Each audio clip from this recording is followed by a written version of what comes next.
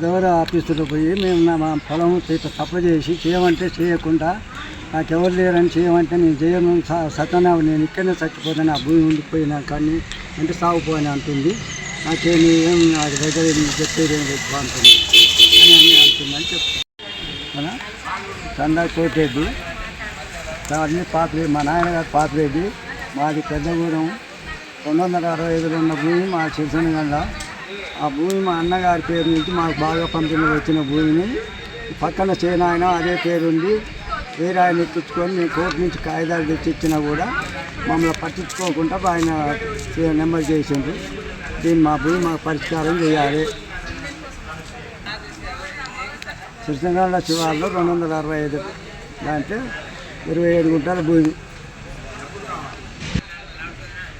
నాకు పెద్ద మనిషినైనా నా భూమి నాకు చేయకుండా నేను తిరగలేకపోయి కూడా ఇక్కడ తిరిగి వచ్చిపోయినా నా భూమి నాకు చేయాలి. లేకపోతే ఇక్కడనే పురుగుల మంది ఆగని చచ్చిపోతా. నాకు చేసేవాళ్ళు దాకానే నేను చుట్టూ తిరిగినా నన్ను ఈ పరిస్థితి చేసిందని కోర్టు నుంచి నోటీస్ తెచ్చి ఇచ్చినా కూడా ఆపకుండా చేసిండ్రు అని చెప్పి. మా తాతగారు అయిన చంద్రకోటిరెడ్డి, పెద్దగూడెం గ్రామము, చిరుసనగండ్ల శివారు, పెద్దగూడెం మండలము. మా తాతగారి ఆస్తి అయిన 27 గుంటలు వేరే పక్క పొలం వాళ్ళకి ఎక్కడం జరిగింది. ఆయన పేరు చంద్రారెడ్డి. మా తాతగారు వాళ్ళ అన్న పేరు నుంచి ఆ పొలము మా తాతగారికి ఎక్కినది. మా తాతగారి అన్న పేరు అండ్ ఎక్కిన పర్సన్ పేరు ఇద్దరు పేర్లు సేమ్ కావడం వల్ల ఆ 27 గుంటలు వాళ్ళు చేయించుకున్నారు. అయినా కూడా మేము కోర్టు నుంచి నోటీసులు ఇవ్వడం జరిగింది, ఇచ్చి ఎంఆర్ఓ ఆఫీసులో ఇవ్వడం జరిగింది, కలెక్టరేట్ ఆఫీసులో ఇవ్వడం జరిగింది, ఆర్డీఓ ఆఫీసులో ఇవ్వడం జరిగింది.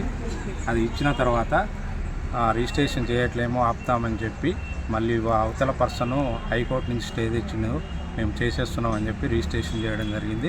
ఇప్పుడు మేము వచ్చి పెద్దవారు ఎంఆర్ఓ ఆఫీస్లో వివరణ కోరితే కూడా మాకేం సంబంధం లేదు, మేమేం వివరణ ఇవ్వము అంటున్నారు. అండ్ పానీలు కూడా మేము టోటల్ రికార్డ్ అడిగితే కూడా అది కూడా వాళ్ళు ఇవ్వడం లేదు. 1977 నుంచి 2013 వరకు కూడా ఓన్లీ 5 ఇయర్స్ రికార్డ్సే ఉన్నాయి, అందులో పానీ రికార్డ్స్. అవి కూడా ఏమైనాయంటే కూడా మాకు తెలియదు అంటున్నారు.